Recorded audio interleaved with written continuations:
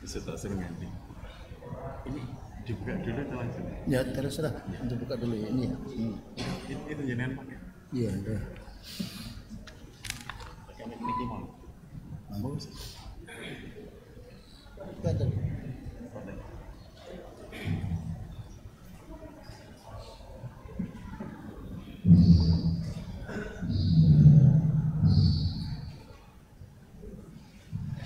Timbul supaya masuk semua. Ya. Mohon bapak-bapak yang masih ada di luar silahkan masuk memenuhi masjidnya agar yang lain bisa ikut mengambil faidah di kajian malam hari ini. Silahkan merapat duduknya. Tafassahu wa tawassa'u. Silahkan masih lebar ya masjidnya insyaallah.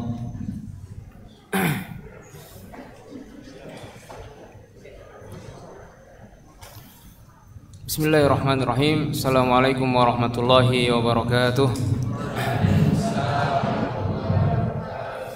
Alhamdulillahirabbil alamin wassalatu wassalamu ala asyrafil anbiya'i wal mursalin nabiyina Muhammadin wa ala alihi wa ashabihi ajma'in. Amma ba'du.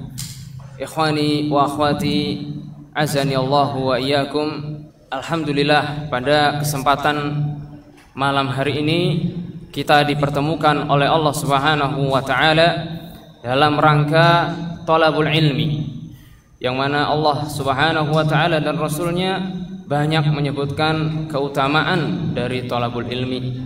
Dan alhamdulillah pada kesempatan kali ini telah hadir di hadapan kita Al-Ustadz Al-Walid Aunur Rafiq Ghufran LC hafizahullahu taala, yang beliau merupakan asatidzah kibar di antara ustadz-ustadz senior yang wajib bagi thalabul ilmi khususnya di negara Indonesia ini menimba ilmu kepada beliau, karena beliau termasuk di antara ustadz-ustadz senior kita di Indonesia ini.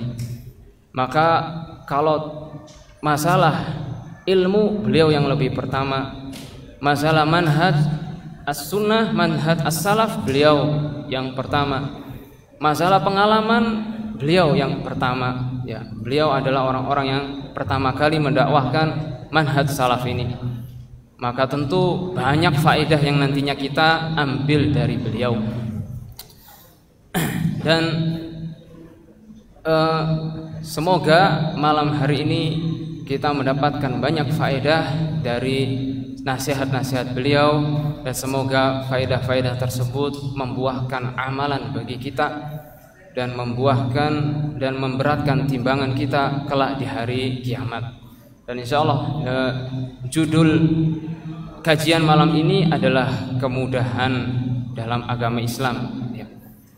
Dan kita langsung saja ambil istifadah atau istifadah mengambil faedah dari Al-Ustadz Al-Walid Aunur Rafiq Ghufran hafizahullahu taala.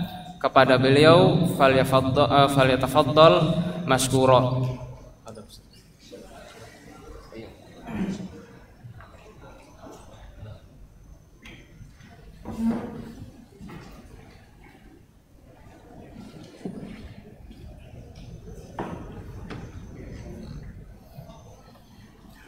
Assalamualaikum warahmatullahi wabarakatuh. Innal hamdalillah nahmaduhu wa nasta'inuhu wa nastaghfiruh wa na'udzu billahi min shururi anfusina wa sayyiati a'malina. من يهده الله فلا مضل له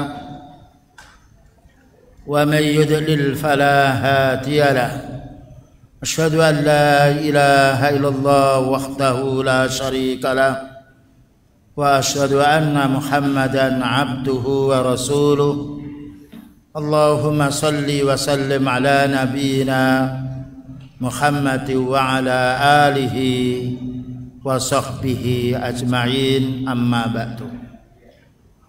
Ma'asyiral muslimin wal muslimat, bapak-bapak dan ibu-ibu, saudara-saudara yang dimuliakan oleh Allah Ta'ala. Pertama, kita harus mengucapkan alhamdulillah, karena semua nikmat yang kita peroleh hanya dari Allah. Allah berfirman, wa ma utitum min syai'in famin Allah. Yang kamu terima nikmat itu hanya dari Allah. Inilah yang harus kita syukuri. Senantiasa kita zikrullah. Yang nomor dua, semoga salawat dan salam dilimpahkan oleh Nabi kita Nabi Muhammad sallallahu alaihi wasallam. Karena beliau atas perintah Allah Ta'ala menyebarkan Islam ini sampai kepada kita. Seandainya beliau tidak menyebarkan Islam kepada sahabatnya, sahabat tidak kepada tabi'innya, tabi'in tidak kepada generasi berikutnya, tentu kita tidak tahu Islam. Karena itu kita dianjurkan untuk berselawat kepada Rasulullah sallallahu alaihi wasallam. Selanjutnya Allah Ta'ala menjadikan kita orang mukmin itu orang yang bersaudara, bukan bermusuhan. Allah berfirman dalam surat Al-Hujurat, innamal mu'minuna ikhwah. Orang mukmin itu bersaudara, orang mukmin itu dulur. Dan persaudaraan kita melebihi daripada persaudaraan kerabat. Karena kalau kerabat kita meninggal dunia selesai, tidak punya kerabat kita. Tapi persaudaraan kita kaum muslimin persaudaraan iman. Allah mensifati innamal mu'minuna. Sesungguhnya orang beriman itu adalah saudara. Dan kita tidak mungkin akan mengikat persaudaraan iman ini kecuali dengan iman, kecuali dengan ilmu syar'i. Dan banyak sekali ayat maupun hadis yang menganjurkan kita ini bersaudara. Di dalam hadis yang diantaranya yang sudah kita fahami, al-muslimu lil muslimi kal bunyan yasuddu ba'duhu ala ba'din. Orang muslim terhadap orang muslim yang lain seperti tembok bangunan yang saling kuat menguatkan. Itu sabdanya beliau sallallahu alaihi wasallam. Al-muslimu man salimal muslimuna min lisanihi wa yadihi. Itu hadis juga beliau. Orang Islam adalah orang yang bisa menjaga lisannya, menjaga tangannya, tidak memfitnah saudaranya, dan tidak merugikan saudaranya. Dan masih banyak sekali al-mu'minu lil mu'mini. Orang mukmin terhadap orang mukmin dijelaskan oleh beliau di dalam tawadihim, kesayangannya, wa tarahumihim, dan belas kasihannya, wa ta'atufihim, dan di dalam juga kelembutannya, kal jasadil wahidi, seperti jasad tubuh. Idza staka minhu adwun, kalau tubuh kita ini, mata kita sakit, semua anggota badan kita panas.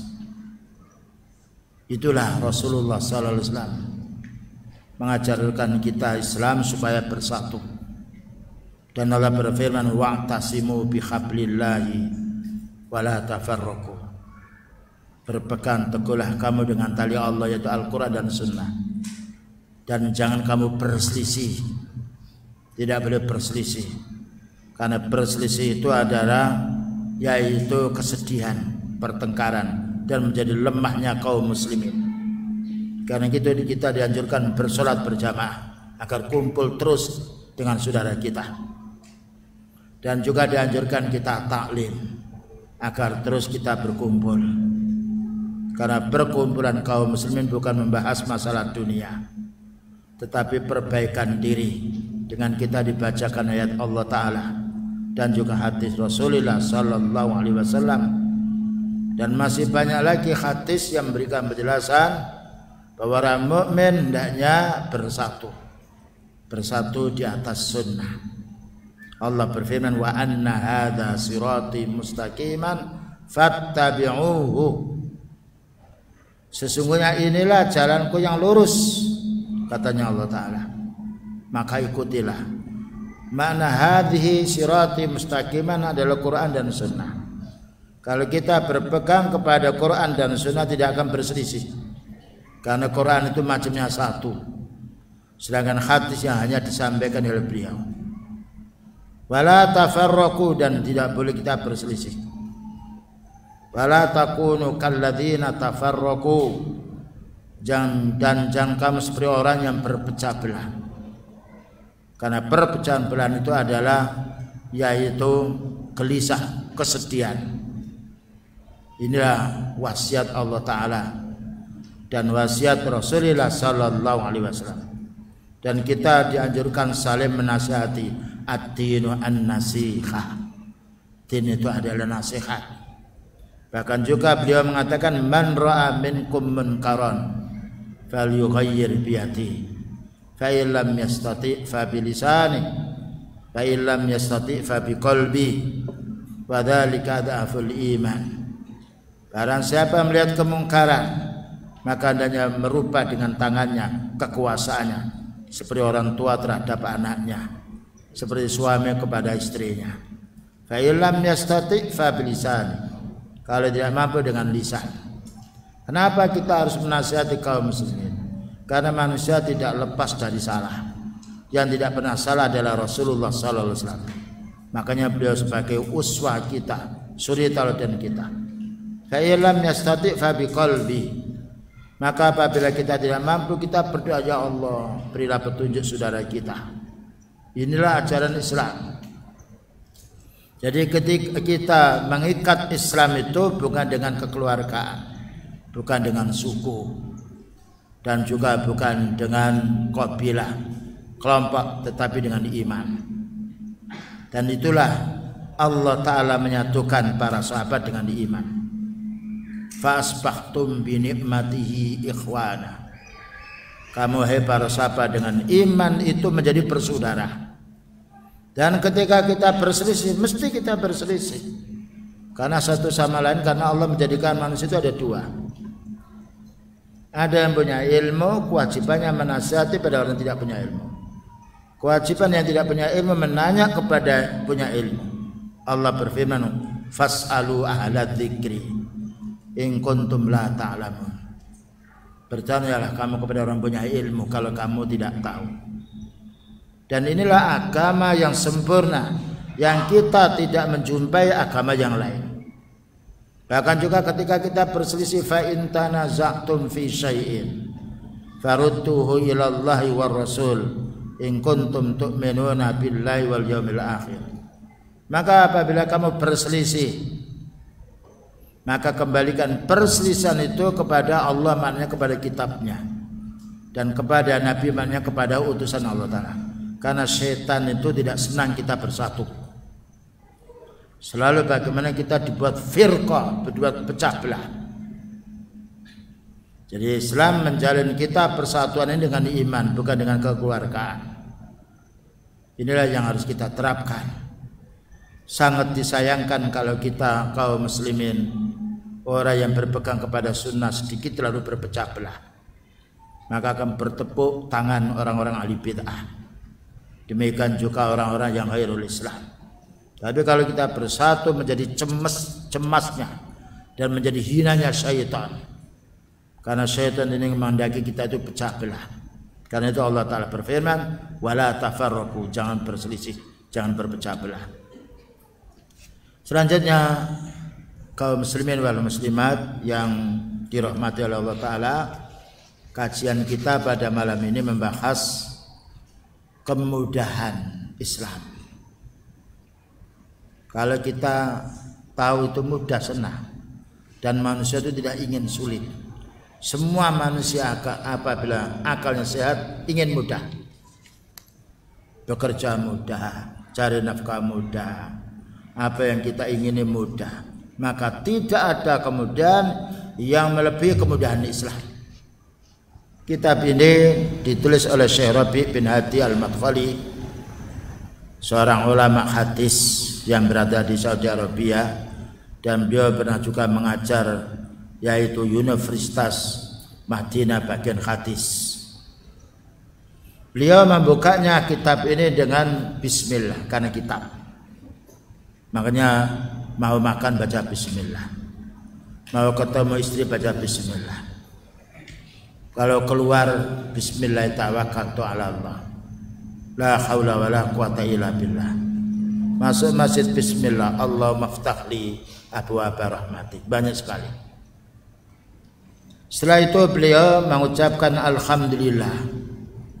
Karena Al-Quran diawali dengan surat Fatihah Alhamdulillahirabbil alamin.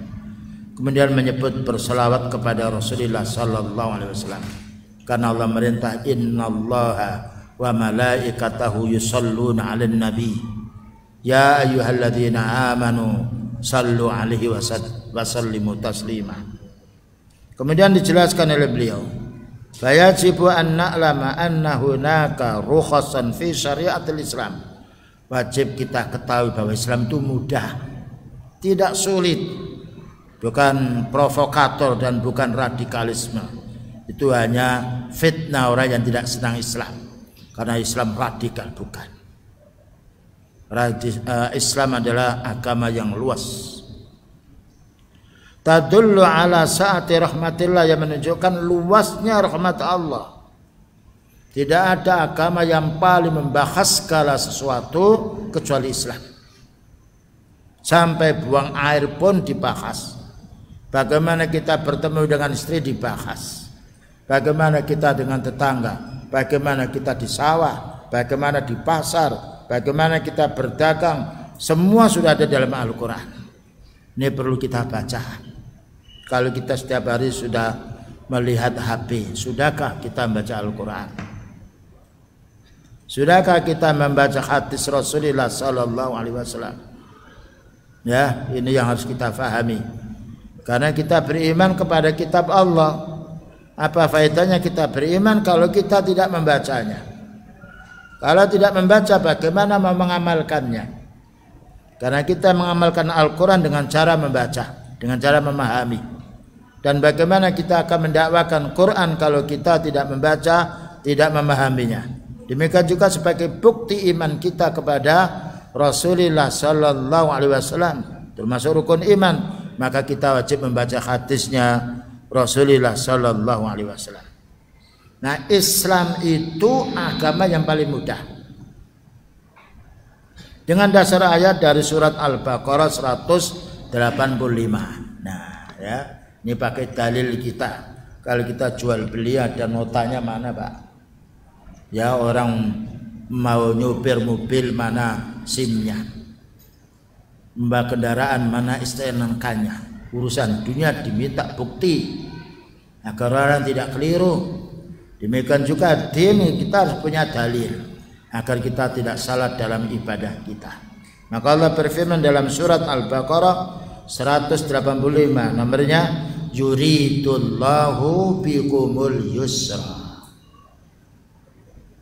wala yuridu bikumul usra. Ayat ini umum. Allah mendaki kamu itu mudah. Allah ini yang menciptakan kita. Allah mendaki dengan dinul Islam supaya kita mudah, bukan supaya sulit. Wala yuridu bikumul usra, dan Allah Ta'ala tidak mendaki kamu itu sulit. Ini harus kita fahami. Ayat ini sebelumnya ada hubungannya siam. Nah, siam itu wajib untuk kaum muslimin. Tapi kalau kita safar, nah, orang bepergian lain dengan orang di rumah, capek, panas. Demikian juga kalau orang sakit lain dengan orang sehat. Maka Allah Ta'ala berfirman, faman kana minkum maridan aw ala safarin fa'iddatum min ayyamin ukhra. Siapa di antara kamu pada waktu Ramadan itu sakit atau bepergian, boleh ditunda siamnya hari yang lain. Tapi kalau sholat tidak boleh ditunda. Tapi sholat ada kemudahan juga. Apa katanya beliau? Sholli qa'iman, sholatlah dengan berdiri, karena kaki kita sehat. Apabila kita tidak mampu berdiri, fa sholli qa'idan, sholatlah dengan duduk. Mudah kan? Apabila kita tidak mampu duduk, fa sholli ala janbin, sholatlah dengan berbaring. Kalau tidak mampu berbaring semampu kita, bisanya kita melentang-melentang. Tapi kalau sudah tidak bisa apa-apa, berarti kita mati di sholat kita. Subhanallah, sholat. Ya, menunjukkan kemudahan. Coba kalau kita kerja di pabrik, tidak bisa berdiri, Pak, saya ini bisanya ngesot atau berbaring. Bolehkah saya kerja di pabrik? Ditolak kita mentah-mentah. Mau kerja kok berbaring, dan mampu saya berbaring, ditolak, tidak dapat rezeki kita. Ketika kita sholat tidak mampu berdiri, ketika kita sholat tidak mampu duduk, mampunya berbaring, karena itu bukan keinginan kita, ujian dari Allah. Sholat kita berbaring seperti sholat kita berdiri, tidak dikurangi pahala kita. Ketika kita safar dianjurkan sholat untuk qasar 4 rakaat menjadi 2. Tapi pahalanya sama dengan sholat 4 rakaat. Karena Allah Ta'ala Maha tahu orang musafir itu tidak sama dengan orang mukim. Capek mana? Capek safar. As-safaru qit'atun minal adzab, katanya beliau. Bepergian itu potongan daripada siksaan. Diringankan kita Allah Ta'ala, dan boleh menjamak asar dengan duhur 2 rakaat, isya maghrib dengan isya 2 rakaat, 3 rakaat dengan 2 rakaat. Nah, inilah kemudahan Islam. Allah yang menciptakan kita, Allah Maha tahu kemampuan kita. Bagaimana kita tidak menerima Islam? Jangan sampai tidak sholat. Kita di mobil sholat walaupun dengan duduk, tidak ada air kita usapkan, kita tepuk tangan, tapak tangan kita tepukkan ke dinding-dinding mobil. Gantinya wudu. Mudah kan? Ya, kita tepukkan 2 tangan kita, lalu kita usapkan. Kemudian tangan kiri ini kita, nah ini selesai sholat. Kita menghadap kiblat. Kalau tidak bisa menghadap kiblat, niat kita menghadap kiblat. Fawalli wajhaka syatrul masjidil haram. Subhanallah, kemudahan Islam. Ini ayat pertama. Ayat yang nomor 2 dari surat Al-Maidah. Nomor 6. Ma yuridullahu liyaj'ala 'alaikum min kharajin. Ma yuridullah, Allah Ta'ala tidak menghendaki ayyaj'ala lakum, untuk menjadikan kamu hai hamba, wahai orang muslim, min kharajin, dari kesulitan. Ya, semua dalam Islam mudah, cuma manusia yang merepotkan diri. Padahal kalau sudah menikah, yang penting ada calonnya, laki-laki dan perempuan, bukan mahramnya, ada orang tuanya yang menikahkan, ada saksi 2 atau 4, selesai. Pernah Rasulullah SAW menikah dengan Zainab di tengah safar. Ya, maka karena menikah maka mengajaknya beberapa sahabatnya, 5-6, dikasih di situ, yaitu roti-roti yang sifatnya biasa, selesai. Tetapi manusia ini yang menghendaki kesulitan. Kalau tidak begini, kalau tidak begini, kalau tidak begini. Tetapi Allah Ta'ala menghendaki ma yuridullahu liyaj'ala 'alaikum min kharajin. Allah Ta'ala tidak menjadikan kamu itu kesulitan. Orang tidak bisa siam, boleh hari lain siam. Hari lain tidak bisa siam, kukur, harus bayar fidyah. Tidak bisa bayar fidyah, bebas dari siam. Nikmat kita kaum muslimin kalau mempelajari Islam.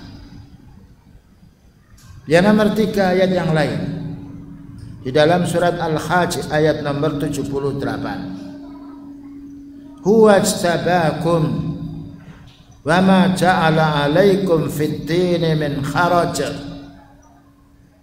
Huwa istabakum, Allah lah yang memilih kamu dengan agama Islam ini. Karena Islam itu ya'lu wa la yu'la alaihi. Wa ma ja'ala 'alaikum, tidaklah Allah menjadikan kamu fid-dini, di dalam agama Islam ini min kharajin, kesulitan. Tidak mudah. Kita naik mobil tidak ada masjid, parkir, sholat tidak ada air, tayamum. Mudah kan? Berbeda dengan umat dahulu. Karena Allah Ta'ala menjadikan bumi ini sebagai masjid. Ju'ilatil ardu masjidan wa tahuran.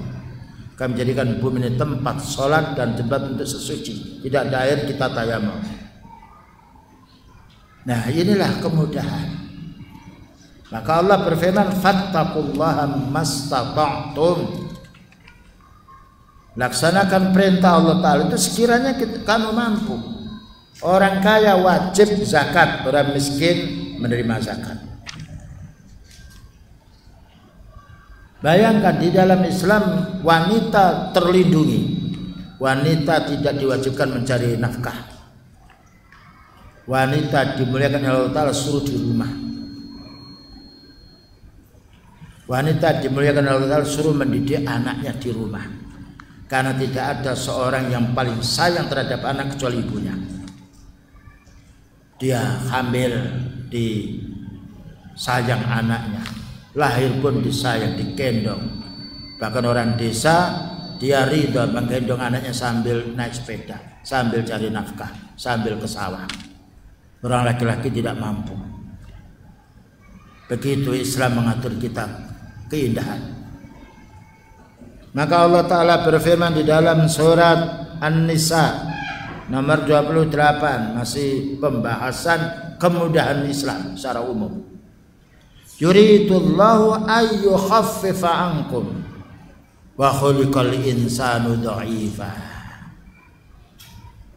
Yuridullah, maka Allah menghendaki ayyukhaffifa ankum, untuk meringankan bebanmu, ya, untuk meringankan ibadahmu. Wa khuliqal insanu dha'ifa, karena manusia itu diciptakan oleh Allah Ta'ala lemah. Disuruh kita menolong saudara kita, disuruh kita menjenguk saudara kita yang sakit, disuruh kita membantu orang yang tidak mampu. Inilah kemudahan di dalam Islam. Makanya kita ini harus mempelajari Islam. Kenapa orang kafir mengatakan Islam teroris? Tidak ada Islam teroris. Yang ada itu manusianya. Islam itu adalah rahmatan lil alamin. Bukankah Allah berfirman, "Wa ma arsalnaka illa rahmatan lil alamin." Tidaklah kami mengutus kepadamu wahai Nabi, melainkan umat ini akan mendapatkan rahmatnya Allah dengan kamu menyampaikan dakwah kepada mereka. Nah, inilah yang harus kita pahami. Kalau ada orang mengatakan bahwa Islam itu keras, oh Islam itu radikal, itu bohong mereka. Suruh mengaji. Atau orang itu munafik. Bayangkan kita tidak mampu haji, bebas dari haji. Allah berfirman, walillahi 'alan nasi hijjul bait man istata'a ilaihi sabila. Hendaknya orang itu haji ke Baitullah ketika dia mampu. Haji itu kewajiban selama hidup sekali. Kalau kita tidak mampu dananya atau mampu tidak sampai ke sana karena ada pandemi yang lainnya, maka gugur kewajiban haji. Nah, ya. Demikian juga orang diwajibkan zakat bagi yang mampu zakat. Tapi kalau tidak mampu, maka yang miskin menerima zakat. Tidak ada hukum Islam itu yang bisa dilawan oleh hukum manusia. Kalau kita punya sepeda motor tidak dibayar pajak, kena hukuman, kena sita. walaupun sepeda jelek, walaupun kita miskin, punya sepeda motor kena pajak. Kalau kita belum punya harta semisal 86 gram tidak wajib zakat, walaupun kita boleh infak. Bandingkan peraturan manusia dengan peraturan Allah. Kalau kita salah, manusia dihukum. Tapi kalau kita sholat salah, tidak dihukum. Karena Rabbana la tu'akhidna in nasina aw akhtana. Ya Allah, jangan kau hukum kami ini kalau keliru atau kami ini lupa. Ya. Kalau kita lupa oleh majikan kita, dimarahi kita. Padahal lupa itu bukan kesengajaan. Tapi kalau kita di hadapan Allah lupa, kita dia maafkan. Rabbana la tu'akhidna in nasina aw akhtana. Ya Allah, jangan kau hukum kami ini kalau kami ini lupa dan salah. Apa jawabnya Allah? Qad fa'altu, ya sudah aku kerjakan. Inilah nikmatnya kita mengerjakan Islam, mengalahkan peraturan yang dibuat oleh manusia. Dijelaskan pula di sini, wa qayyatallahu al-umura bil qudrati. Ketika Allah Ta'ala memerintah kita, itu diukur kemampuan kita, bukan diharuskan sekian. Orang yang sehat lain dengan orang sakit, orang punya harta lain dengan orang miskin. Wal istita', dan diukur pula kemampuan kita, istita' kita. Wal wus'i wat taqah, dan diukur pula kejembaran diri kita. Ini melaksanakan perintah.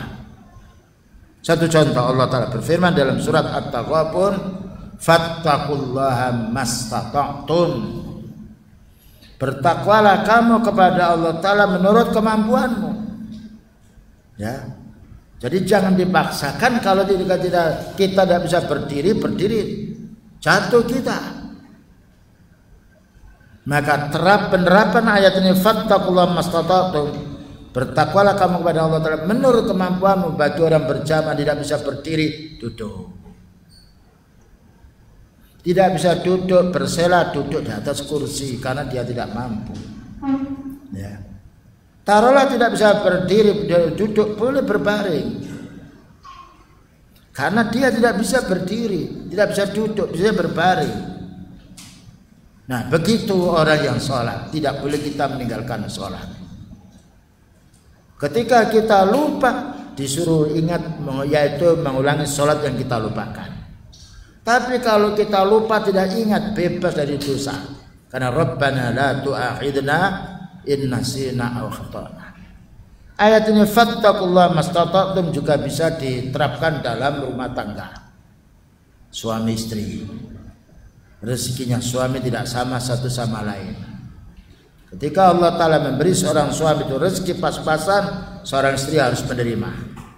Karena ini rezeki dari Allah. Allah berfirman, liyunfik du sa'atin min sa'atih, wa man qutira alaihi rizquhu falyunfik mimma atahullah, la yukallifullahu nafsan illa ma ataha, sayaj'alullahu ba'da usri yusra. Hendaknya orang itu berinfak menurut kemampuannya. Kalau seorang suami kaya, memberi nafkah pada istrinya agak banyak. Kalau seorang suami itu miskin, maka harus menerima istri ini. Karena kemiskinan itu bukan kehendaknya suami, tapi itu takdir dari Allah Subhanallah. Tidak ada kesulitannya. Kalau kita tidak mampu makan satu porsi 150.000, ya yang satu bungkus 3.000. Bisa. Tidak boleh kita hutang-hutang. Fattaqullaha mastata'tum. Kecuali kalau memang kita tidak punya apa-apa kecuali hutang-hutang. Tapi hutang menurut kebutuhan, bukan menurut keinginan. Nah, inilah yaitu keindahan di dalam Islam. Fattaqullaha mastata'tum juga bisa dipraktekkan dalam pekerja. Pekerja ada yang ahli, ada yang gemuk tapi kemampuannya lain dengan itu. Maka kita tidak boleh marahi. Yang penting dia bisa kerja, kita latih. Karena kemampuan satu orang beda. Dan ini kalau diterapkan tidak ada orang berkelahi, tidak ada orang mau sombong terhadap dirinya, dan tidak ada orang yang mau menghina orang. Karena Islam, Allah Ta'ala tidak menghina hambanya. Bagaimana kita menghina orang lain? Demikian juga Allah Ta'ala berfirman di dalam surat Al-Baqarah 286, masih berkisar tentang masalah melaksanakan kewajiban, melaksanakan perintah Allah, melaksanakan sunnahnya Nabi. Disebutkan dalam surat Al-Baqarah 286, la yukallifullahu nafsan illa wus'aha. Allah Ta'ala tidak membebani jiwa, tidak membebani manusia kecuali menurut kemampuannya, wus'aha. Anak kecil lain dengan dewasa, jangan disamakan. Kekuatan fisik wanita lain dengan laki-laki, jangan disamakan. Allah berfirman, walaysa dzakaru kal unsa, tidak sama laki-laki itu dengan perempuan. Makanya ketika fisik perempuan kurang, akalnya kurang, Allah Ta'ala tidak membebankan mencari rezeki pada wanita kecuali pada laki-laki. Ar-rijalu qawwamuna 'alan nisa bima faddalallahu ba'dahum 'ala ba'din wa bima anfaqu. Orang laki-laki harus mendidik istrinya, menjadi pemimpin untuk keluarganya di rumah, disebabkan karena Allah memuliakan laki-laki daripada wanita, dan karena Allah Ta'ala memberi rezeki, menjadikan dia cari nafkah untuk keluarganya. Ya, la yukallifullahu nafsan illa wus'aha. Allah Ta'ala tidak membebani hambanya ini kecuali dengan kemampuannya. Ketika Allah Ta'ala tidak membebani hamba kecuali dengan kemampuannya, kita jangan membebani istri yang itu bukan kemampuannya. Jangan membebani suami yang bukan kemampuan dia. Jangan membebani anak yang dia tidak mampu. Bahkan jangan membebani sapi untuk ngerakal yang dia tidak mampu. Jangan dicambui terus. Sudah disundep sininya, dicambui lagi. Ketika kurang apa itu cepat dicabut, tidak. Kita dicabut tidak mau. Hewan itu juga punya sakit, makanya ada dokter hewan.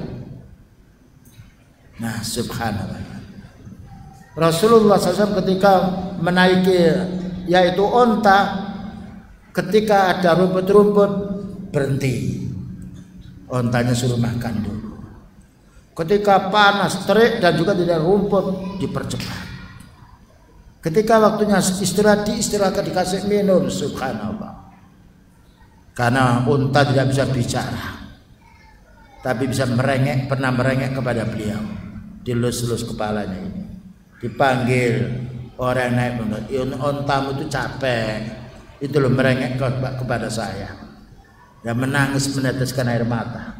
Ternyata yang menangis bukan hanya kita. Hewan pun menangis, cuma kita tidak tahu menangisnya. Ketika dilus-lus oleh itu, maka yaitu unta itu senang dia makan. Ini unta perlu makan, jangan kamu tarik terus. Demikian juga sapi, jangan dicambuk terus. Dia jalan terus, ya sudah dipaku, kakinya dicambuk lagi. Apalagi ketika naik, kendorkan talinya, jangan ditarik. Biar dia, bayangkan kalau kita lari suruh naik dataran tinggi, capek kita. Tapi itu hewan ya, yang Allah Ta'ala menundukkan kepada kita, bagaimana kita bisa toleran, samahah kepada hewan. Inilah kenikmatan Islam. Laha ma kasabat wa 'alaiha maktasabat. Maka setiap jiwa, lah itu jiwa, akan mendapatkan beban dan kewajiban sesuai dengan kemampuannya. Laha ma kasabat walaha maktasabat wa 'alaiha maktasabat. Nah, jadi kita bekerja penting jangan malas, tapi menurut kemampuan kita. Jangan dipaksakan ketika tidak mampu, memaksakan diri tidak boleh. Karena Allah Ta'ala yang menciptakan kita tidak memaksakan kita. La yukallifullahu nafsan illa wus'aha. Rabbana la tu'akhidna in nasina au akhtana. Belum bisa. Buat dimatikan HP-nya adanya nanti supaya enggak ganggu. Rabbana wahai Rabb kami, la tu'akhidna, ya Allah jangan kau hukum kami, inna sina, kalau kami ini salah atau lupa. Bayangkan seorang buruh ya ketika sudah sibuk majikannya disuruh pergi di jalan lupa, dimarahi. Lupa itu bukan kehendaknya orang itu. Ya lupa, bagaimana orang menyalahkan lupa? Ketika kita lupa sholat 3 rakaat, kok 2 rakaat salam tidak ada orang mengetahui, diterima. Tapi kalau ada orang yang tahu dibetulkan, bapak sholatnya kurang 1 rakaat.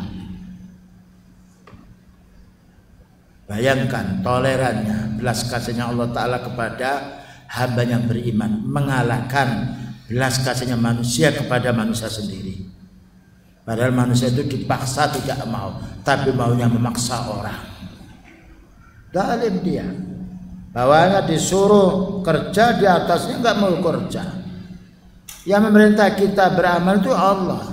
Makanya beliau sebagai seorang utusan, sebelum umatnya sholat, beliau sholat.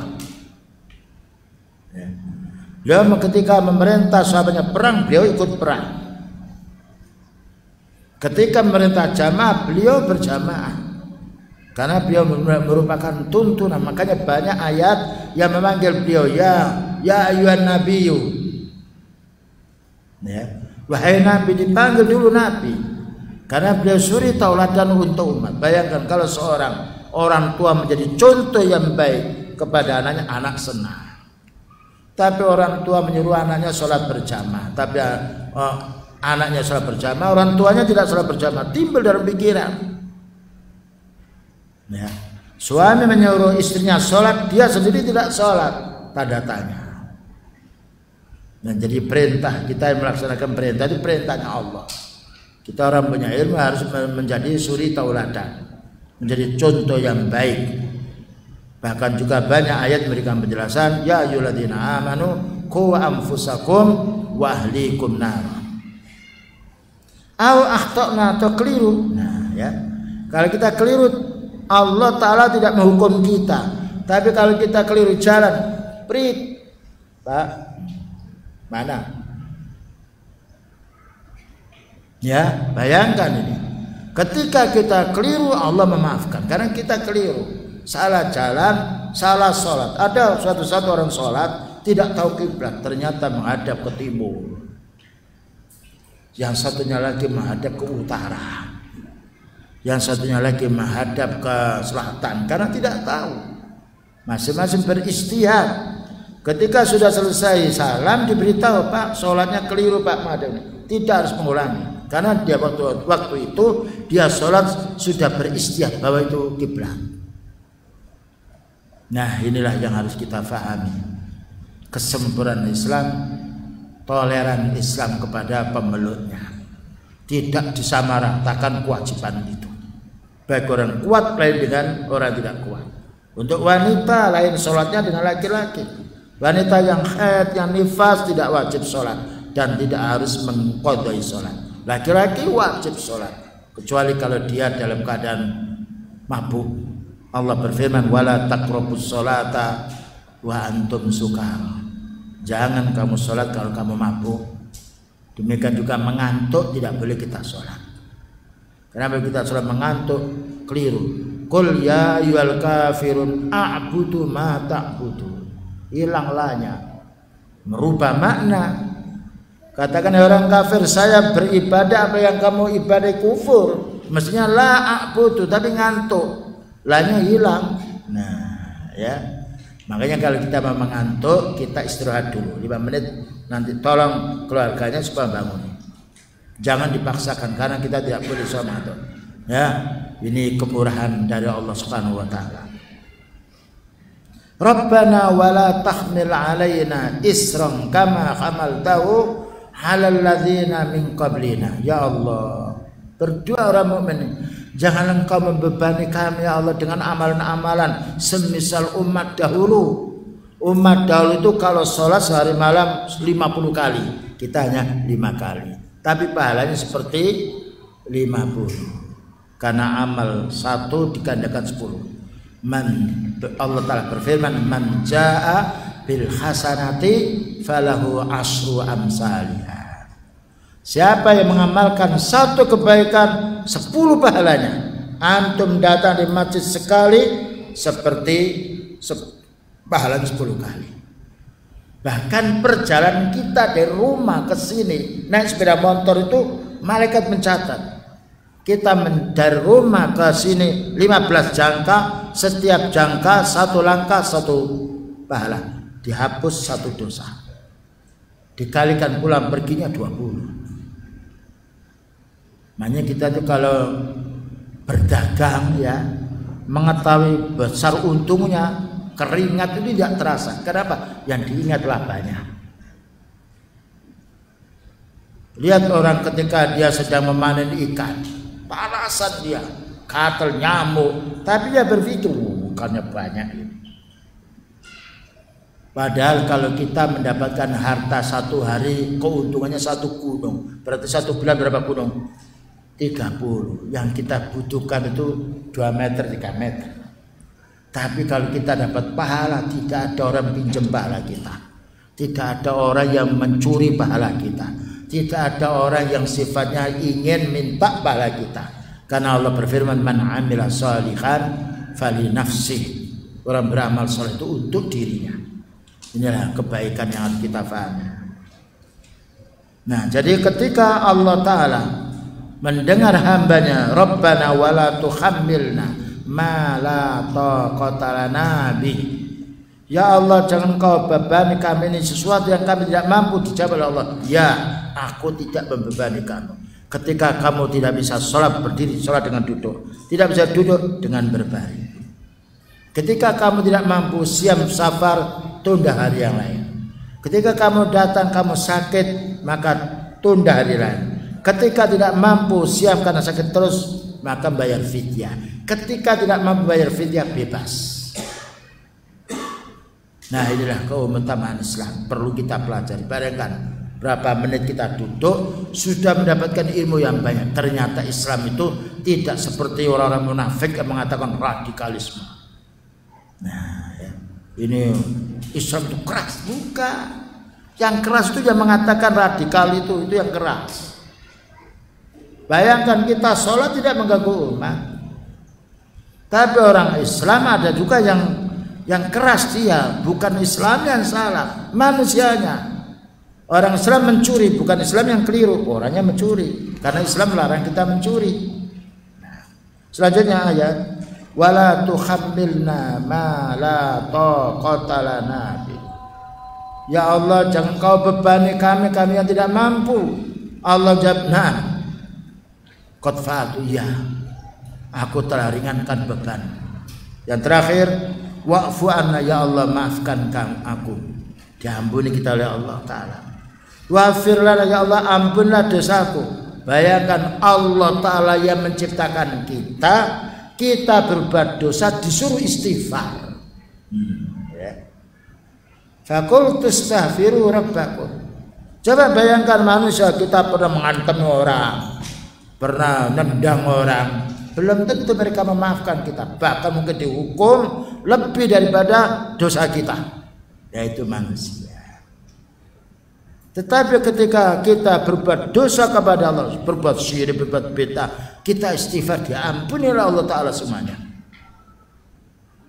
Ya, diampuni asal kita tobat yang sebenarnya. Warhamna, ya Allah, rahmatilah kami. Betul, kita dirahmati, dikasih nyawa, ya, dikasih yaitu udara, dikasih air, dikasih makan. Tidak pernah kita membeli kepada Allah. Itu semua sudah disediakan untuk kita. Anta maulana, engkau ya Allah penolong kami. Fansurna 'alal qaumil kafirin, ya Allah, tolonglah kami dari fitnahnya, dari serangannya orang kafir. Ini surat Al-Baqarah nomor 286. Waktu rasanya sudah masuk Isya. Barangkali tadi ada yang disampaikan, silakan. Azan dulu, Bapak.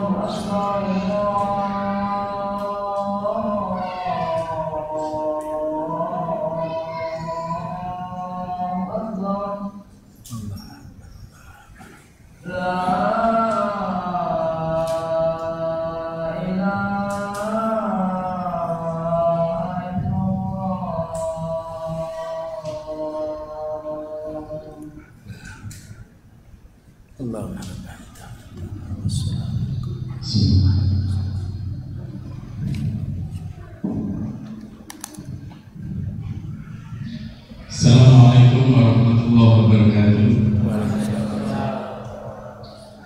Alhamdulillahirabbil alamin wassalatu wassalamu ala nabiyyina Muhammadin wa ala alihi wa sahbihi ajma'in amma ba'du. Yang saya hormati Ustazana Ustaz Abdul Rafiq Putron hafizahullah ta'ala, yang saya hormati juga para jamaah baik yang dari Tuban atau mungkin dari desa-desa tertentu.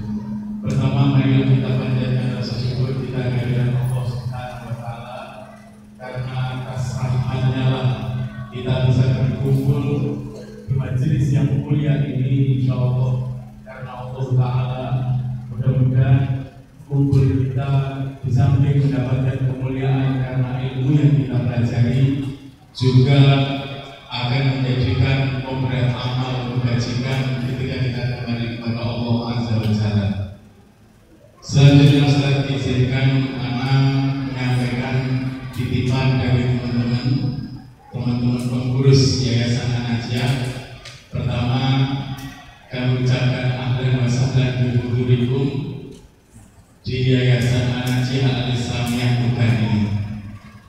Dan alhamdulillah kita sangat-sangat bersyukur dan juga mengucapkan jazakumullah khairan kepada Ustaz Abdul Rafiq sebagaimana beliau berkenan membimbing kita, mengarahkan kita, bahkan alhamdulillah beliau bagian daripada keluarga Yayasan An-Najiyah Al-Islamiyah Tuban sebagai pembina kita. Kita patut bersyukur. Karena apa? Keberadaan Yayasan An-Najiyah ini diperjuangkan oleh ikhwan-ikhwan kita, dimotori atau dikomandai oleh Ustaz Masruki, berada di tengah-tengah kota. Yang kita tahu semua desa-desa itu seringkali berkumpulnya di tempat ini. Maka kita sekali lagi bersyukur kepada Allah, berterima kasih kepada Ustaz mau menjadi bagian dari Yayasan An-Najiyah ini. Yang selanjutnya ini ada beberapa titipan. Pertama, supaya menjadi koreksi untuk Ustaz Aun, bahasanya visi-visi Yayasan An-Najiyah sebagai salah satu yayasan atau wadah kegiatan pendidikan dakwah dan kegiatan sosial yang berlandaskan Al-Quran dan Sunnah diwahmi salafus saleh. Kemudian misi kita meningkatkan pemahaman agama Islam, tentunya dengan landasan Al-Quran dan juga pemahaman para salafus saleh sebagaimana yang diajarkan oleh para asatidzah kita.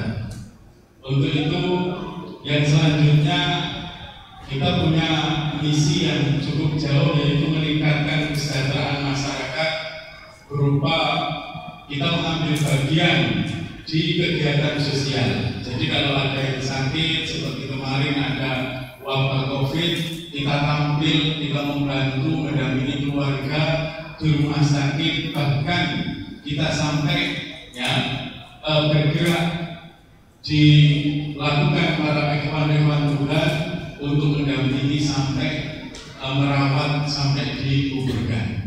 Karena pada saat-saat itu kita tahu sendiri pendampingan itu sangat dibutuhkan. Banyak orang-orang menjauh, bahkan sebagian ada yang tidak mau menyolati. Alhamdulillah Yayasan An-Najiyah dan ikhwan-ikhwan Tuban ini bergerak mengambil bagian dalam masalah sosial, di samping membagikan sembako, membagikan air bersih dan lain-lain.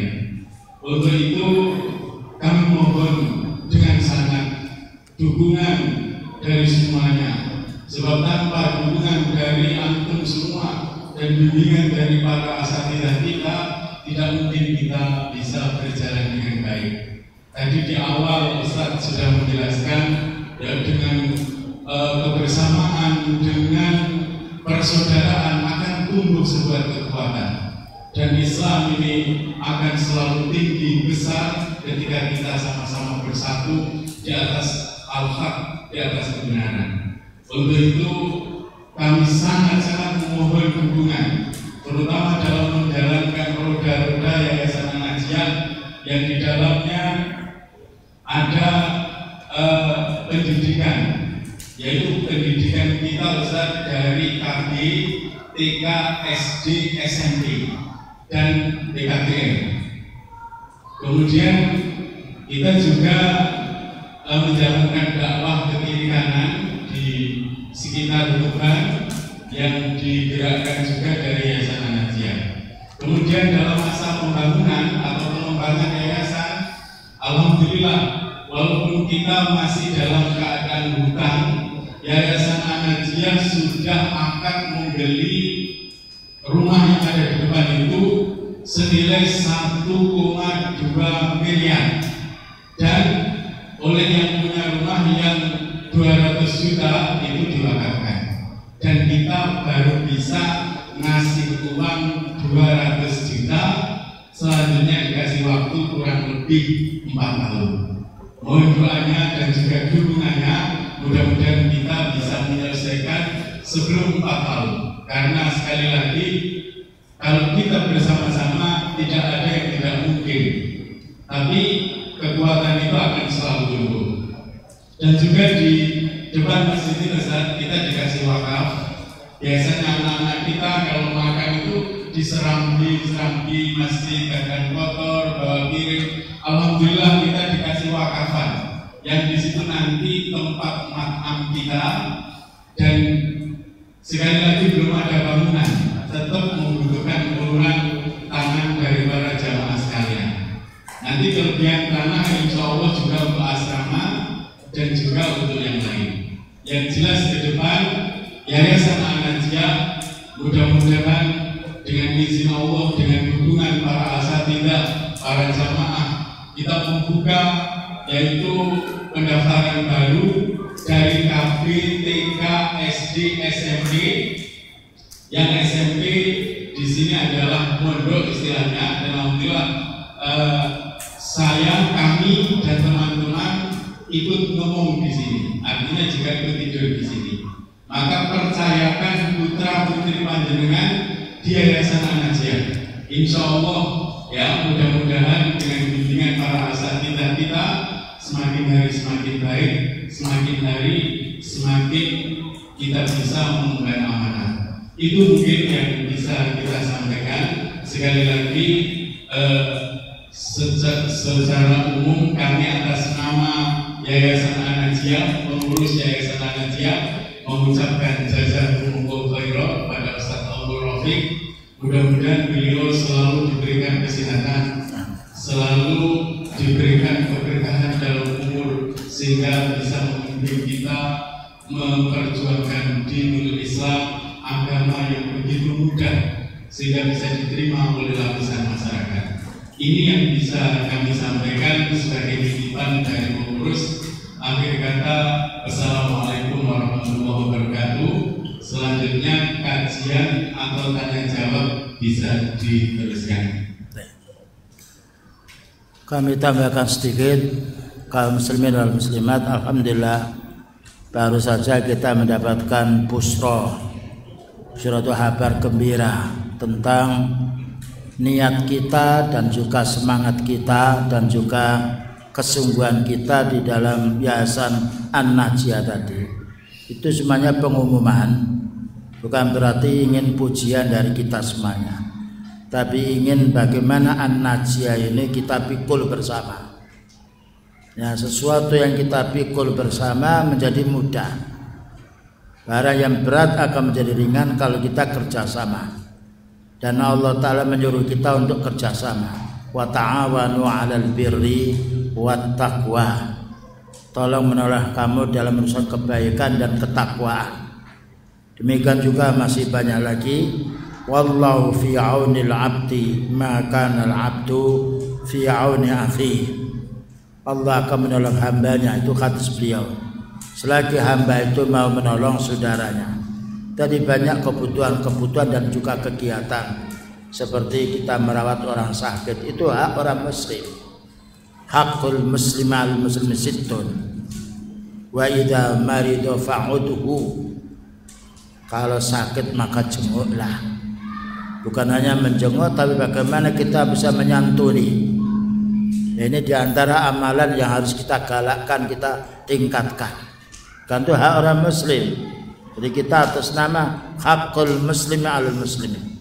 Demikian juga menyantuni para janda dan juga kebanjiran atau kurang air, sebagaimana yang pernah video yang dikirimkan kepada saya.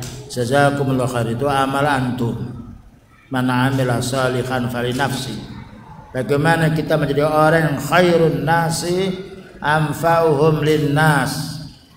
Paling banyak manusia itu paling banyak manfaatnya untuk manusia. Ketika tahu tangga kita kehabisan air, bagaimana kita berusaha mencari bor atau yang lainnya, kerjasama. Karena Allah Ta'ala merintahkan kita untuk kerjasama. Demikian juga menyantuni janda-janda. Karena apa? Beliau mengatakan abghuni ad-du'afa, bahwa kemari orang miskin itu. Subhanallah. Beliau meninggal dunia tidak menyisakan harta. Karena setiap orang minta beliau kasih sampai tidak punya apa-apa. Karena beliau punya prinsip yang diamalkan itu yang akan dipetik di akhiratnya. Demikian juga gotong royong masalah lainnya, ya, yaitu bagaimana kita bisa mengumpulkan sumbangan-sumbangan untuk saudara-saudara kita yang sakit atau yang meninggal dunia atau para janda atau anak yatim. Itu kalau kita kumpulkan 1.000, 5.000, 10.000 ya rutin, maka insya Allah itu menjadi amal yang baik. Terutama tadi yaitu mau membeli tanah yang sekitar 1 M ya, lebih sedikit. So, kalau kita semangat ikhlas insya Allah mudah. Kita bangun masjid itu 17 miliar dari nol. Ketika kita mengajukan ke lembaga tertentu ditawari hanya 3 miliar, harus 4 bulan selesai. Jangan Ustaz bilang gitu. Kita di Mahat kita tidak pernah mendapatkan dana besar. Mari kita berjalan, alhamdulillah. Ya, setiap datang kita taklim, membawa duit, kita kabarkan. Apalagi sekarang ada internet paling mudah. Maka alhamdulillah dengan 17 miliar lebih sedikit itu hanya ditempuh 1,5 tahun sudah cukup. Dan masih ada lebih itu mau untuk penyempurnaannya. Nah, ini perlunya kita usaha. Tidak bisa kita menyumbang dengan harta, mungkin dengan tenaga. Nanti kalau ada apa-apa saya siap 2 hari. Ya, wajahitum bi amwalikum wa anfusikum. Atau kita tidak mampu, bagaimana kita punya WA, kita memberi tahu kepada saudara kita. Karena sekarang ini media sosial menyebar, lebih mudah kita untuk mencari sumbangan dan juga menyampaikan hal tertentu. Nah, inilah yang perlu kita dukung, apalagi mau membangun di depannya. Karena apa? Tidak ada amal yang paling baik kecuali lembaga pendidikan, masjid, ya, dan juga yang lainnya ini yang kita bangun. Supaya apa? Ketika kita meninggal dunia itu warisan kita. Tidak ada warisan paling bagus, paling baik kecuali 1 warisan ilmu. Yang nomor 2 harta yang kita titipkan. Kita meninggal dunia tidak bisa sholat anak kita. Anak kita meninggal dunia yang melanjutkan sholat di masjid cucu kita. Cucu kita meninggal dunia, cucu-cucu kita lagi yang meninggal, yang melanjutkannya. Kalau kita membangun rumah 1 hektar hanya 2 orang 3 orang. Tamu datang belum tentu setiap hari. Masjid 5 kali. Makanya beliau mengatakan man bana masjidan kamafkhasi qutotin banallahu lahu baitan fil jannah. Siapa yang bangun masjid sebesar nilainya susu burung itu yang dari rumput, seperti itu Allah Ta'ala akan membangunkan rumah di surga. Karena Allah Maha Kaya. Jadi yang miskin bisanya 1.000 ikhlas karena Allah Ta'ala. Yang kaya bisanya banyak. Kenapa? Orang berinfak itu untuk dirinya. Man amila salihan fali nafsi. Dan harta itu bermanfaat kaum muslimin kalau kita sudah titipkan di hadapan Allah. Belum tentu kita punya harta lalu bisa bermanfaat. Tapi kalau sudah disumbangkan, saya ini nanti yang pondasinya, ini saya akan sumbang sekian ratus besi, saya akan sumbang semennya. Mulai sekarang bisa. Ya, kita alhamdulillah di Mahat itu kita bukan orang kaya orang miskin. Tapi Allah itu menjanjikan, ya ayyuhalladzina amanu in tansurullah yansurkum. Hai orang beriman, kalau kamu menolong agama Allah, Allah akan menolong. Itu prinsip kita. Dari yang tidak punya, asalnya pondok itu tambak semuanya. Kita yaitu gotong royong dengan masyarakat menimbun. Dan beli tambak 5 hektar juga begitu, kita gotong royong, cari ke sana kemari. Beli lagi 2,5 hektar terus berjalan. Yang penting harus ada orang melangkah. Kalau kita sudah melangkah gotong royong, balik pada zaman sekarang, insya Allah lebih mudah untuk mencari yaitu nafkah, untuk membangun daripada pada zaman dulu. Kita harus pergi ke sana kemari, tidak ada WA, tidak ada telepon, apalagi pada zaman sekarang. Nah, itulah yang perlunya kita dukung, ya. Karena apa? Kita meninggal dunia bukan harta kita yang kita bawa, tapi amal-amal kita seperti ini yang akan kita nikmati, yang kita rasakan nantinya setelah kita meninggal dunia. Silakan kalau ada pertanyaan, tafadhol.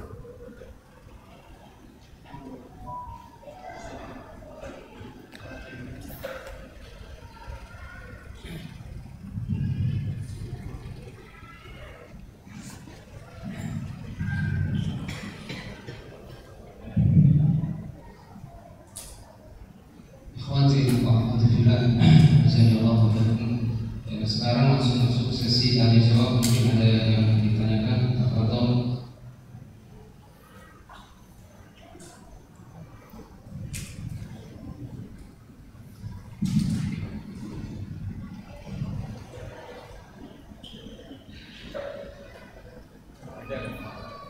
ya ada.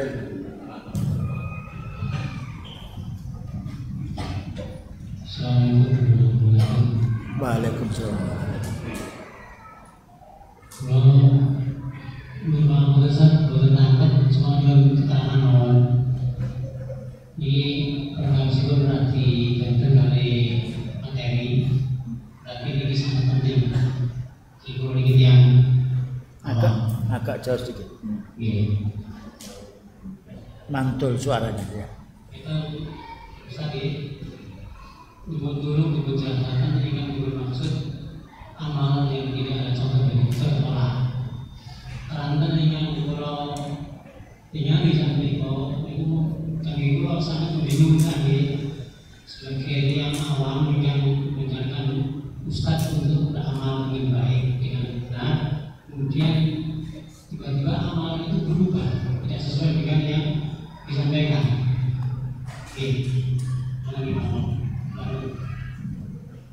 Ingkang saged kula pahami saking soal kala wau,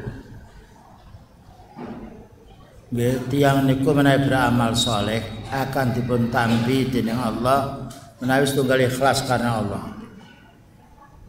Nomor kali cocok kalian sunnah. Nomor 3 wonge Islam. Itu persyaratan dipun tampi amal kita. Ikhlas amal hati. Cocok kalian sunnah Nabi sallallahu alaihi wasallam niku amal anggota badan kita. Lan kudune kita Islam. Alhamdulillah kita pun muslim. Tapi amal soleh niki saged luntur. Saged hilang cara wong nyambet gawe ngumpulno duit mulai dicopet. Wong entek duite. Tapi menawi dicopet tianku masih gampil, kita saged napa nika jaluk sumbangan dulur. Aku duitku dicopet utang mbok. Tapi kalau amal kita niku lebur, wah bahaya. Mulane wong Yahudi niku pun ikhlas amal. Ya salat ya zakat. Tapi dipun tolak kalian Allah taala mergi wong Yahudi niku wa qalatil yahudu Uzair bin Allah. Wong Yahudi ngomong Uzair ku anaknya Allah. Berarti wong Yahudi itu menyekutukan Allah kalian makhluk. Nah niku amal niku menawi dipun tambahi syirik gugur sedaya batal. Karena Allah Taala berfirman wa may yusyrik billah faqad harrama Allah 'alaihil jannah wa ma'wahun nar. Sapane wong sing menyekutukan Allah salat tapi njaluk nang dukun. Salat sing ngingwake. Salat masih ngungu azimat. Salat masih minta datang kuburan niku habis pahalane. Karena Allah Ta'ala mboten nampi amali hamba ingkang dicampuri kalian syirik. Nah niku ingkang kita pahami. Pengantos amal kita niku batal mergo sebab syirik. Nah batale salat kita wudu malih. Batal amal mboten saged. Mulane kita kedah ngedoi kesyirikan. Pun ngantos kita jaluk jin, jaluk malaikat, manggil-manggil nabi. Ya hadratal Mustafa mboten asal. Sing dipanggil iku Allah, mergo Allah niku gesang. wa tawakkal 'alal hayyil ladzi la yamut. Bertawakkallah kamu, pasrah awakmu marang Allah sing ora meninggal dunia. Jadi amal niku dipentampi karena Allah Taala menawi mana kita niku mboten riya, mboten kepengin dipuji oleh manusia, tapi ingin ikhlas karena Allah. Nomor kali amal kita wonten tuntunane Rasulullah sallallahu alaihi wasallam. Nomor 3 kita kedah Islam. Nama menawi niku pun kita lampe terus kita kok berbuat syirik disengaja batal sedaya. Napa niku ingkang dipun maksud? Sudah cukup di sini aja. Enggak. Ini yang bermaksud saat itu kan sholat itu renggang-renggang. Oh, sholat renggang. Ini yang kalau dari memahami maksudnya. Sholat renggang mboten ansal. Sawu sufufakum tarasu suddul khalal. Sing bolong-bolong dimasuki. Nakhadu bainal mankibi bil mankibi. Rapat pundak karo pundak, wal qadami bil qadam. Sikil karo sikil. Tapi menawi kita mboten ngerti. Semoga Allah Taala mengampuni karena dia tidak tahu. Rabbana la tu'akhidna in nasina aw akhtana. Ya Allah, panjenengan pun nyiksa kula menawi kula niku supi utawa kula niku mboten ngerti. Tapi sing ngertos mboten ansah. Menawi renggang niku setan melebat. Karena niku hadise beliau sallallahu alaihi wasallam. Sawu sufufakum tarasu suddul khalal, ayo sing bolong-bolong sing renggang niku. Bahkan Rasulullah itu mlebet dateng sosok yang nomor 3 sing dadane munggah ngaten di dalam. Memang kita niku diuji karena Allah Taala. Musibah. Salat pakai masker nggih mboten ansal lho. Abu Dawud dilepas itu mriki. Tapi kita menambahkan sholat betul apa?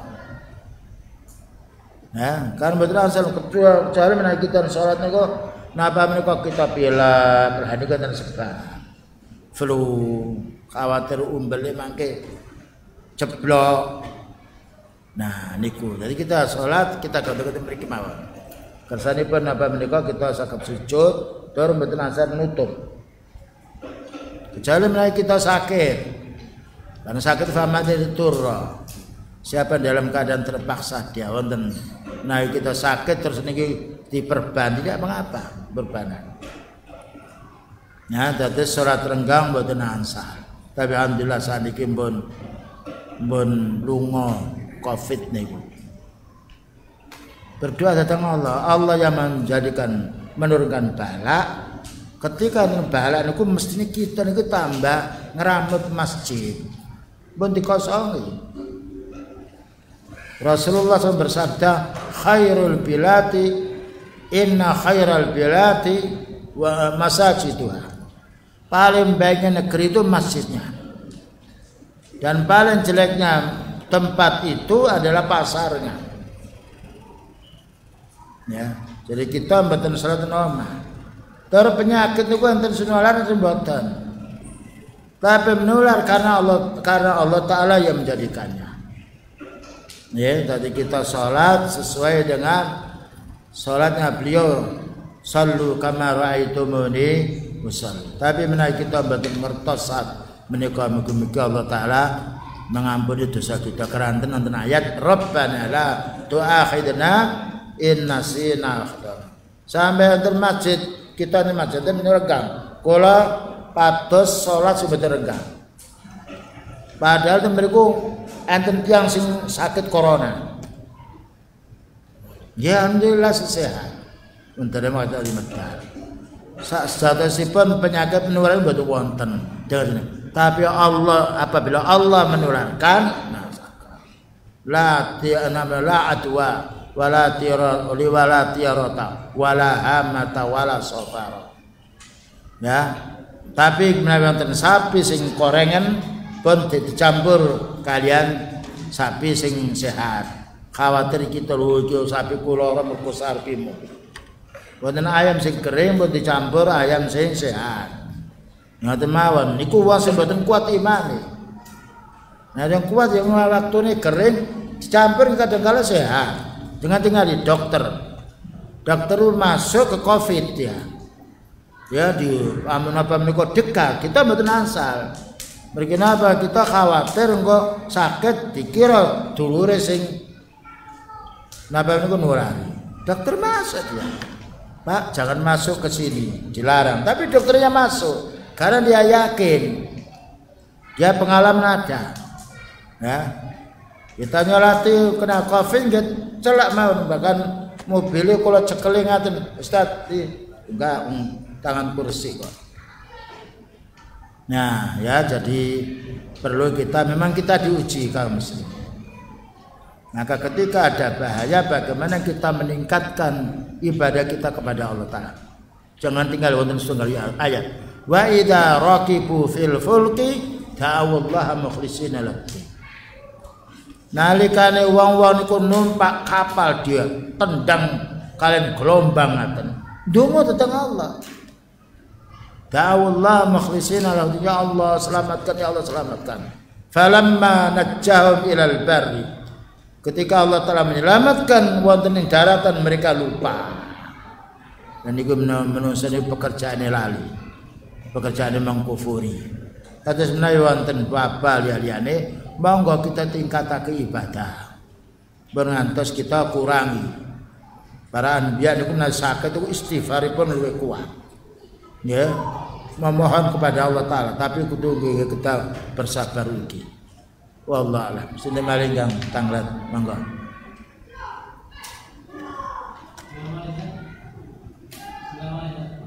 Seperti caranya menjadi persatuan ketika saudara kita yang melakukan amalan yang tidak benar kemudian kita tersinggung. Wong kesinggung itu mesti ada perasaan, Pak. Nggih. Carane pun kita ini kan uangku mesti salah kan. Lah salah nggih kudu nyadari salah, ngoten lho. Terus wong sing bener wong salah niku kudu wonten adab, mboten usah dibongkar mereka. Setan ku seneng kita pecah belah. Ya. Allah menyuruh kita bersatu, setan menyuruh kita berpecah belah.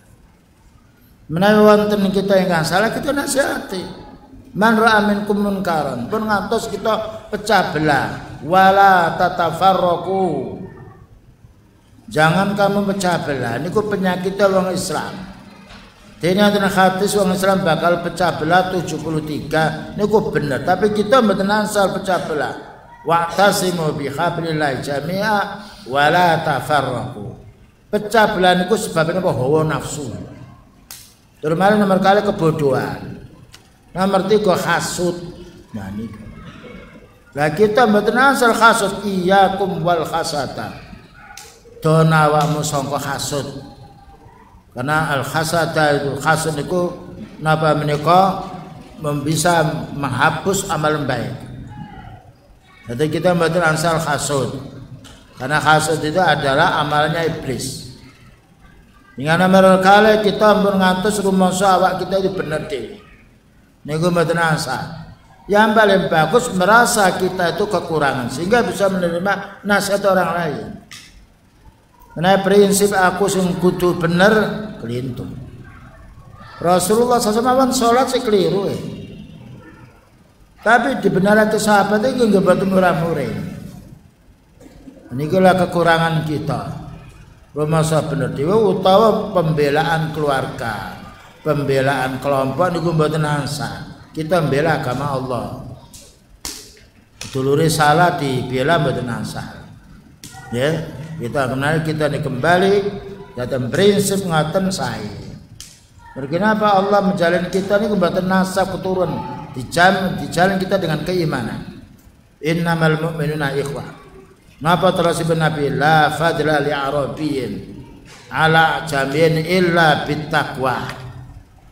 Ora ana mulyane wong Arab dibanding wong asing. Wala fadl ya jamin ala arabiyyin. Ora ana mulyane wong asing dibanding wong Arab illa bittaqwa, kecuali dengan takwa. Nah ini ya, bukan gitu. Wong ahli bid'ah senang menawi kita niku tengkar, berselisih. Lho tengkar niku asal napa lara ati tapi mboten mari-mari. Menawi dulur kita keliru di napa nasihat. Menawi kita salah dinasihati nggih kita nampa. Rasulullah SAW keliru salate dipun benarake purun kok subhanallah mboten murah-murah. Terus pun kita sing amal kita niki jauh lebih napa sekedhik dipun bandingake amalipun Rasulullah SAW. Nah ini kok prinsip kita amalake mboten wonten wong sing ngaku bener diri. Makanya kita ini disuruh musyawarah, wasawirhum fil amri.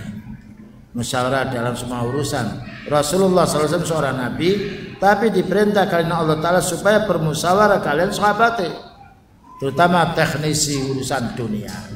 Masalah urusan din tidak ada musyawarah. Salat 2 rakaat subuh jangan dimusyawarahkan bagaimana jadi 4, tidak boleh. Musyawarah dalam masalah urusan sosial, urusan pengembangan, urusan bangunan, gimana baiknya milih tanah di mana, kita mencari sumbangan di mana, karena niku lapangan luas, benten kali sholat siam. Ya utawi masalah tauhid niku mboten saged ditawar, niku harga mati. Ada dalil niku kita amalake, tapi sifatipun kados berdakwah dengan napa menika mikrofon mboten napa, berdakwah dengan majalah, berdakwah kita lewat ya napa menika WA, tidak mengapa karena itu sarana. Wallahu a'lam bishawab. Tadi diceritakan kalau ngantuk tidak boleh sholat, betul. Bagaimana kalau sholat subuh kita masih ngantuk? Nah, ngantuk itu ada sebabnya. Ya, ngantuk ada sebabnya. Mungkin juga karena kecapean kerja atau makan terlalu banyak ngantuk. Mana buktinya? Kalau kita siam ya, terus buka terlalu banyak, tarawihnya ngantuk. Nah, kalau kita ngantuk dicoba kita mandi. Ya. Nah, mandi atau wudhu lagi, berdiri, mandi kemudian wudhu. Ya, kalau masih mengantuk kita tidur sejenak sampai hilang atau 5 menit sudah bagus. Kalau ada santri mau ngantuk, dah tidur dulu sekitar 5 menit. Setelah itu bangun bagus. Kecuali kalau itu penyakit ngantuan. Apa boleh kita sholat sendiri setelah tidur?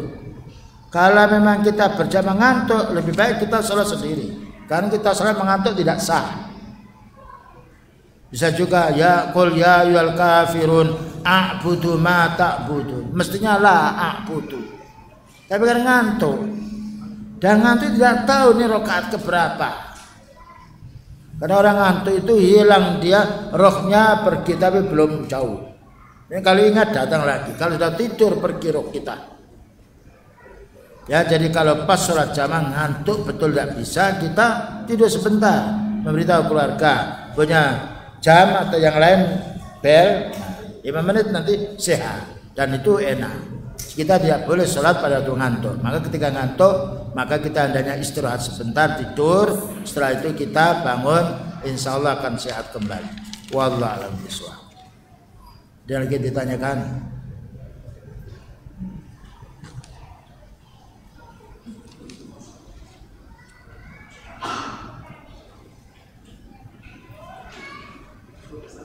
cukup.